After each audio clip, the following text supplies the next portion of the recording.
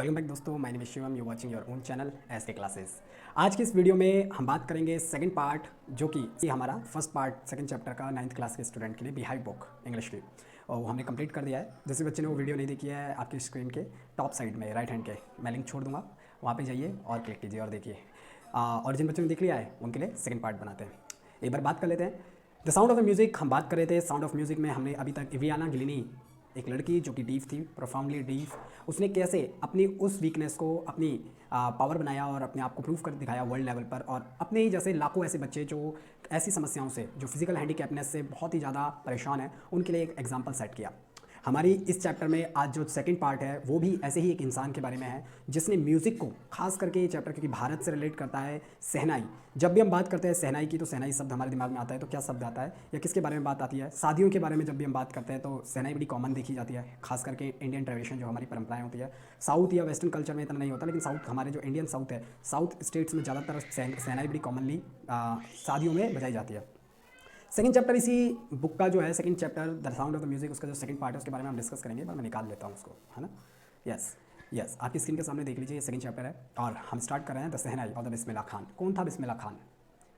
कैसे शहनाई का जन्म हुआ, शहनाई क्या होती है और किस तरह से आज जो रुतबा शहनाई का है, क्योंकि हिंदुस्तान की ज़्यादातर शादियों में शहनाई अगर नहीं होती है तो शादी अधूरी मानी जाती है, क्योंकि शहनाई का इतना बड़ा रोल होता है। हमने हिंदुस्तान के कई सारे गाने देखे हैं, जैसे मैं आपकी स्क्रीन के सामने एक आधे गाने दिखा दूंगा, यहाँ पर आप देख सकते हैं, उसमें नाच रही हैं, वो शहनाई है, दुल्हन की विदाई हो रही है, शहनाई है। शहनाई बहुत इंपॉर्टेंट प्ले करती है, ये हमारे हिंदुस्तान की ट्रेडिशन बन चुका है, एक म्यूज़िक इंस्ट्रूमेंट, खास करके केवल हिंदुस्तान का ही नहीं, वर्ल्ड लेवल पर जानते हैं इसको। पहचान कहाँ से मिली? The shehnai of the Bismillah Khan. इस चैप्टर को पढ़ने से पहले डू यू नो, आप जानते हैं इन लोगों को जो आपकी स्क्रीन के सामने कुछ इंस्ट्रूमेंट के माहिर, हम बोल सकते हैं अपने फील्ड के दिग्गज म्यूज़िक में, खास करके भारत में कुछ करेक्टर दिए गए हैं। What instrument do they have, इनके पास कौन कौन से इंस्ट्रूमेंट है, तो हम आप बच्चों को सर्च करना है और पता लगाना कि कौन कौन से इंस्ट्रूमेंट इन लोगों के पास है। ये सारे के सारे क्या है, अगर हम बात करें, फेमस म्यूजिशियंस हैं जो कि अलग अलग इंस्ट्रूमेंट को बजाते हैं म्यूज़िक के। थिंक ऑफ दिस शहनाई, इस शहनाई के बारे में सोचो, and the first thing you will be probably imagine. जब भी शहनाई के बारे में सोचेंगे ना तो सबसे पहले जो सोच आती है वो इज़ द वेडिंग, ऑब्वियसली बात है, जैसे मैंने बताया, और द सिमिलर ओकेजन, ऐसे कुछ खुशी का त्यौहार, ओकेजन, माहौल, दिन, और the function, the next word. और फिर जो दूसरी बात निकल के आती है शहनाई शब्द सुन के, प्रोबेबली द उस्ताद बिस्मिल्लाह खान, क्योंकि याद रखिए बच्चे, हर टाइम शहनाई की वो वैल्यू नहीं थी जो आज है। जिसने भी भारत में, खास करके वो व्यक्ति जिसने वर्ल्ड लेवल पर शहनाई को एक इंटरनेशनली म्यूजिक इंस्ट्रूमेंट बनाया, वो और कोई नहीं, सर बिस्मिल्लाह खान थे। आपकी स्क्रीन के लेफ्ट हैंड साइड में देखिए, फोटो मैंने भेज दिया, यही वो व्यक्ति थे जिन्होंने इंस्ट्रूमेंट को, यानी हम बात कर सकते हैं, इनको देखिए, इनके पास शहनाई है और इनके बारे में लिखा भी हुआ है, तो यही है वो शहनाई के उस्ताद जिन्होंने शहनाई को शहनाई वैल्यू दी। हालांकि नाम इनका नहीं था, नाम कैसे पड़ा शहनाई इंस्ट्रूमेंट का, शहनाई ये पुंगी से मिलती जुलती है, वो हम पढ़ेंगे इस चैप्टर में, the shehnai playing this instrument. और अगर हम बात करें, देखते हैं, let's begin the chapter.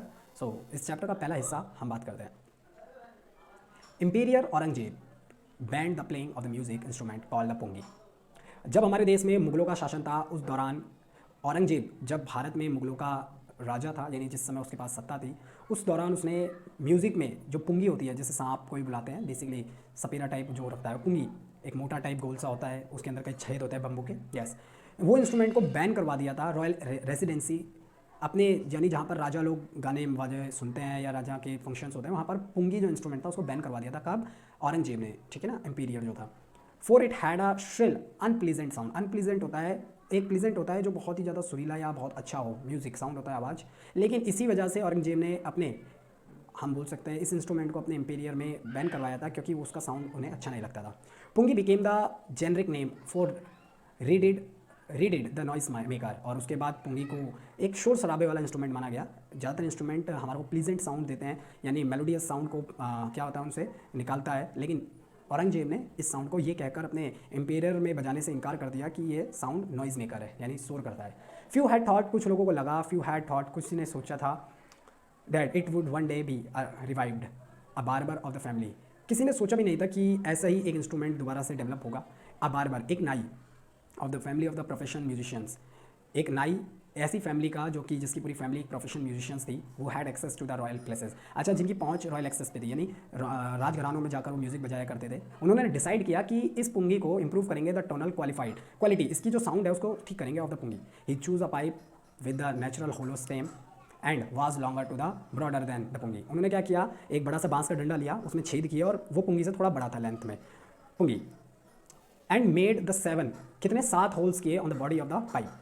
When he played on it, जैसे ही उन्होंने उसको बजाया, closing the opening some of this, अच्छा अक्सर हम फूक मारते हैं तो फिर जो होल्स होते हैं उन्हें हम क्या करते हैं, दबाते हैं ताकि साउंड प्रोड्यूस हो सके। Yes, some of these holes soft and the melodious sound were. Yes, और पुंगी के मुकाबले जो नया इंस्ट्रूमेंट बनाया था, अभी तक इसका नाम नहीं था, बस एक बार्बर था जो प्रोफेशनली म्यूजिशियंस फैमिली से बिलोंग करता था, उसने इसे, क्योंकि उनकी एक्सेस थी इंपीरियर तक यानी राजघरानों तक, वहाँ पर म्यूजिक दिया करते थे, वो बजाया करते थे उनके फंक्शंस में, तो उन्होंने ऐसा किया। सॉफ्ट मेलोडियस साउंड उनका आया, आगे देखते हैं प्रोड्यूस्ड।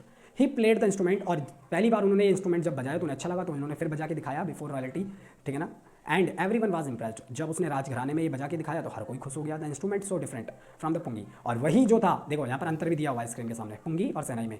बस पुंगी में थोड़ा सा इसकी लेंथ छोटी है दोनों में होली, लेकिन दोनों का साइज अलग है। इसमें स्फेरिकल जो पार्ट है वो उसमें एब्सेंट है, बाकी हम देख सकते हैं। जब वहाँ पर बजाया तो this instrument so different from the pungi, pungi से बिल्कुल अलग था, हैड टू बी गिवन और अ नेम, अब उसको नाम देना था एज द स्टोरी गोज। अच्छा नाम देखो कैसे पड़ा, बड़ा इंटरेस्टिंग कॉन्सेप्ट है, इसका नाम कैसे पड़ा, सीन्स इट वाज, क्योंकि ये जो था बजाया गया था शाह चैम्बर में, यानी उस समय जो राजा थे शाह, उनके चैम्बर में बजाया गया था, और वाज प्लेड बाय द नाई, और एक नाई ने, यानी बार्बर यानी नाई हिंदी में बोलते हैं, नाई ने बजाया था और शाह के चैम्बर में बजाया था। शाह से लिया सह और नाई से लिया नाई, सह नाई बना, द इंस्ट्रूमेंट वाज नेम्ड सहनाई, और इसी से नाम पड़ा सहनाई का। लेट्स सी, और ये इंपॉर्टेंट पेपर में क्वेश्चन के बेसिस में आ जाता है कि क्या है सहनाई। आगे देखो, this sound of the shehnai began to the considered auspicious, और तो फिर तो ये बहुत ज़्यादा भव्य बन गया, एंड फॉर दिस रीजन, और इसी वजह से इट इज़ स्टिल प्लेड, अभी भी बजाया जाता है in the temples, and is the indispensables component of any north Indian wedding. मैंने बताया था ना, उत्तर भारत की तो हर एक शादी में अलग अलग बजाया जाता है, साउथ साइड में भी, नॉर्थ इंडिया, साउथ इंडिया, हर जगह बजाया जाता है in the past. Shehnai was part of the naubat and और the traditions, the ensembles for the 9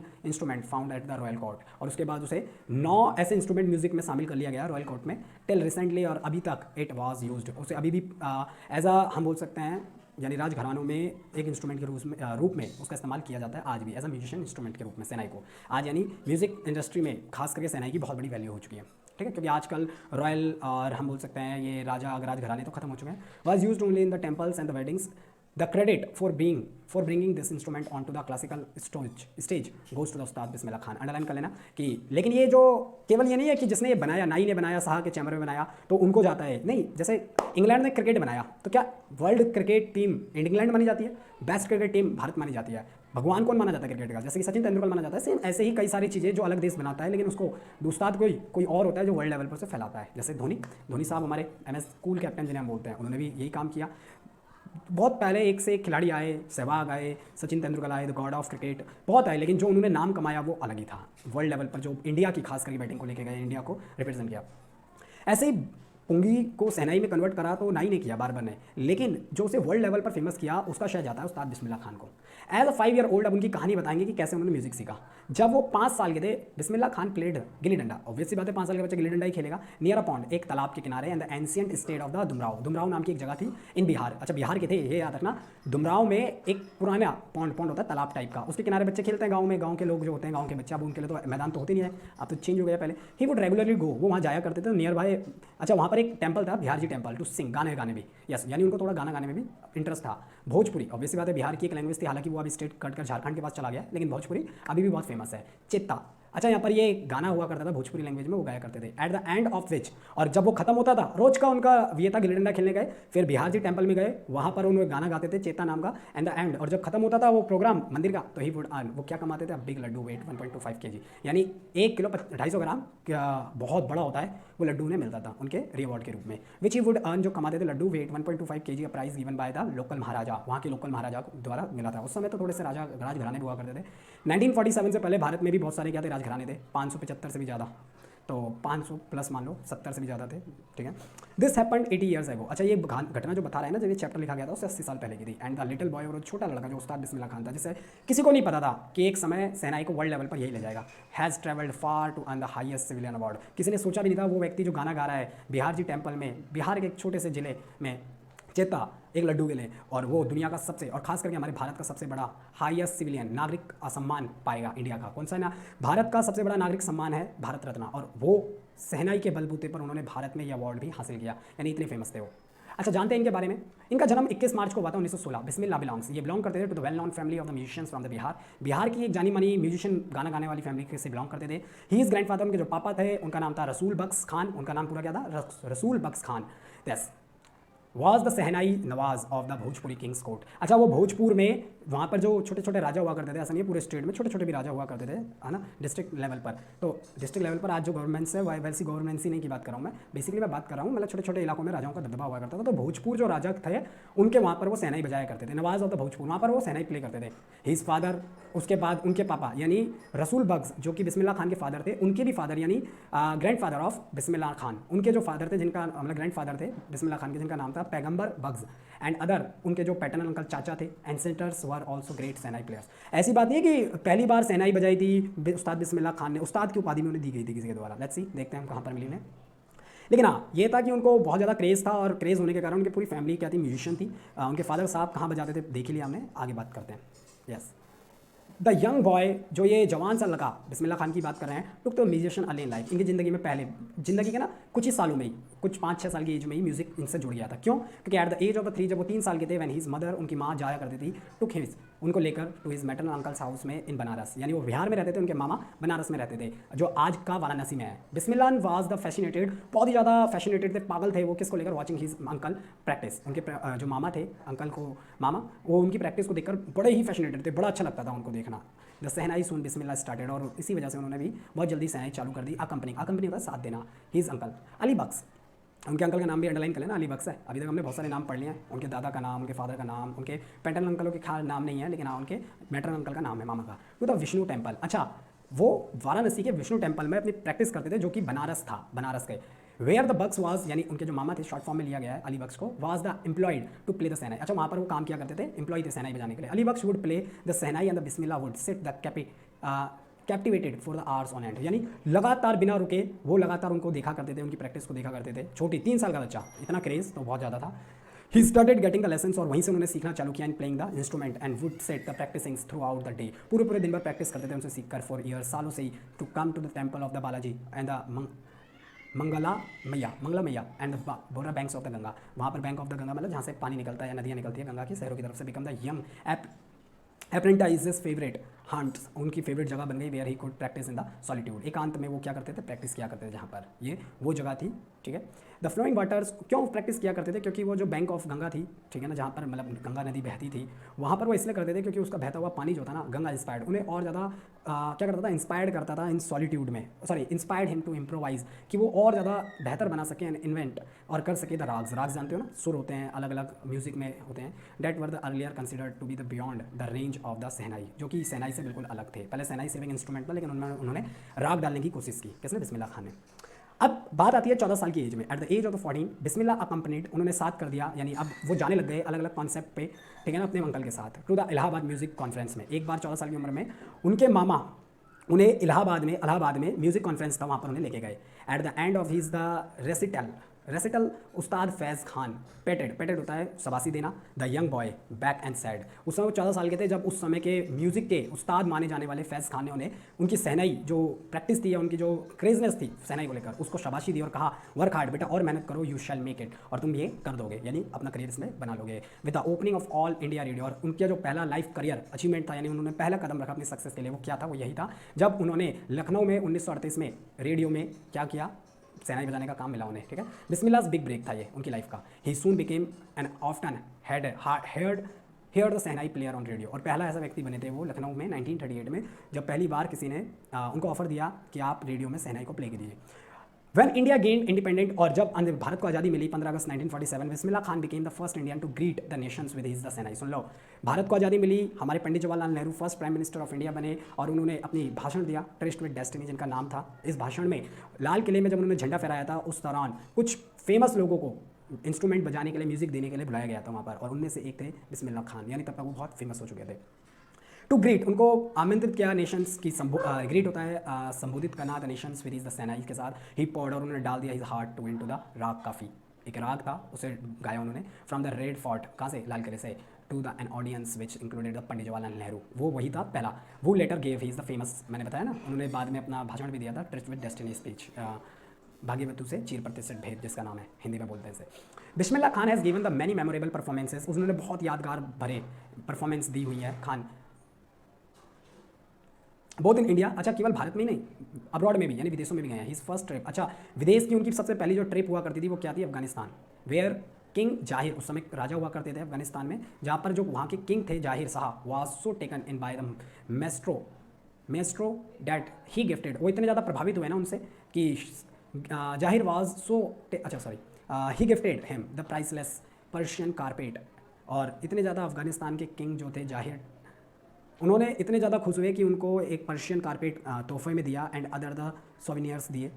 the king of the Afghanistan was not the only one to be fascinated with the Bismillah's music. अच्छा, बिस्मिल्लाह खान के music से केवल अफगानिस्तान के जाहिर खान ही नहीं थे, शाह ही जो राजा थे वो प्रभावित नहीं थे, दुनिया के और भी कई ऐसे मुल्क थे जिनके किंग बहुत ज़्यादा फैसिनेटेड थे म्यूज़िक ऑफ बिस्मिल्लाह खान के। फिल्म डायरेक्टर, अच्छा उनको पहली बार बॉलीवुड में जो गाने का अपना रोल प्ले करने का मौका मिला, एक्टर के रूप में नहीं, अपना म्यूज़िक के रूप में जो उन्होंने दिया, क्या नाम था, विजय भट्ट था, वाज सो इम्प्रेस्ड, वो इतने खुश हुए after hearing the Bismillah's plays as the festival that he named a film after in the instrument called the Goonj Uthi सहनाई। और पहली बार उन्होंने एज अ फिल्म जो उनकी बनी थी विजय भट्ट की, गूंज उठी सहनाई, इसमें उनको मौका दिया और उनकी पहली मूवी भी थी। The film was a hit, film में सारे रिकॉर्ड तोड़ दिए। One of the Bismillah Khan's compositions. फिर उसके बाद एक और आया, दिल का खिलौना है टूट गया, turn out to be a national wide, और ये दुनिया में बोलता है ना, भारत में तो जाने माने करेक्टर बन गए, chart busters that despite this huge success के बाद इन द सेल्युलॉइड वर्ल्ड, और दुनिया में बने हो। Bismillah Khan's ventures in the film music were limited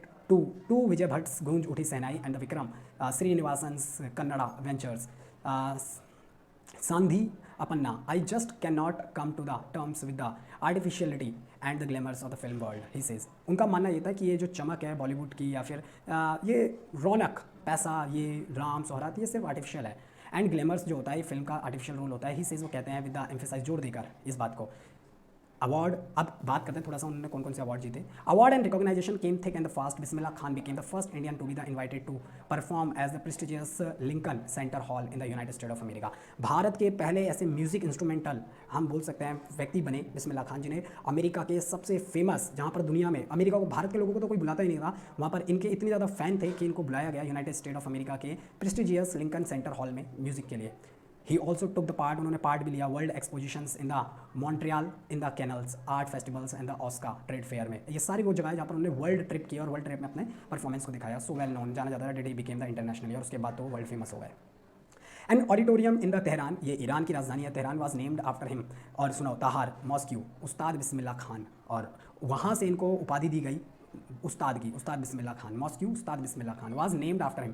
याद रखना, उससे पहले तक उनका कोई नाम नहीं था, तो पेपर में ये बात भी पूछ ली जाती है कि उस्ताद की उपाधि किसने दी थी, तो तेहरान जो था वहाँ से उनको उस्ताद की उपाधि दी गई थी, मॉस्क्यू से, वहाँ की मस्जिद से। National award like the Padmashri, अब देखते हैं उनके अवार्ड कौन कौन, अचीवमेंट कौन कौन सी है। पद्मश्री से उन्हें सम्मानित किया गया, Padma Vibhushan were the confirmed on him, उनको दिए गए। 2001 की बात है, Ustad Bismillah Khan was the awarded India's highest, अच्छा 2001 था वो, याद रखना सारे बच्चे कि उन्हें भारत का सबसे इंपॉर्टेंट जो अवार्ड था वो किस सन में मिला था, 2001 में, सिविलियन अवार्ड जिसका नाम है Bharat Ratna with the coveted award restings on his chest and his eyes glinting with the rare happiness is said. और ऑब्वियसली बात है, जिसको दुनिया का, भारत का सबसे बड़ा सम्मान मिले उस दिन उसके लिए सबसे बड़ा अचीवमेंट होता है, उनकी आंख से आंसू झलके। और उन्होंने उस दिन क्या कहा, all I would like to say, मैं सबको ये कहना चाहता हूँ, टीच यूर चिल्ड्रन म्यूजिक, अपने बच्चों को संगीत सिखाओ, this is Hindustan richest tradition, ये भारत का भरपूर क्या है परंपराएं हैं, यानी इसके अंदर भारत की परंपराएं जुड़ी हुई है। Even the west is now coming to the learn our music, even पश्चिम के देश भारत के म्यूजिक सीखना चाह रहे हैं, उनको क्रेज़ है तो अपने बच्चों को भी सिखाओ। And inspired of having travelled all over the world, यानी वो दुनिया के हर एक देश में लगभग घूमे हुए थे, सम्मान पाया हुआ था। उसके बाद भी खान साहब जो थे, as he is fondly called, वो हमेशा बोला करते थे, is the existingly found of the Banaras of the Dumraon, वही दुमराव की जगह जहाँ वो प्रैक्टिस किया करते थे अपनी शुरुआती अर्ली डेज़ में जब वो सक्सेस नहीं हुए थे। एंड दे रिमेन्स, और वो याद करते हैं फॉर हिम, अपने आप को, फॉर हिम, उसको, the most wonderful town of the world, और वो कहते हैं कि दुमराव उनके शहर, सबसे ज़्यादा खूबसूरत शहर, वर्ल्ड में घूमे हुए हैं फिर भी दुमराव उनका फेवरेट स्पॉट है। Yes, a student of his once wanted, एक बार उन्हीं के स्टूडेंट ने उन्हें इन्वाइट किया और कहा, head of the shehnai school in USA, क्योंकि स्कूल ऑफ यूएसए में आप आ जाइए, आपको वहाँ पर हेड बनाया जाएगा और वहाँ पर प्ले कीजिए, आप सिखाइए लोग बच्चों को।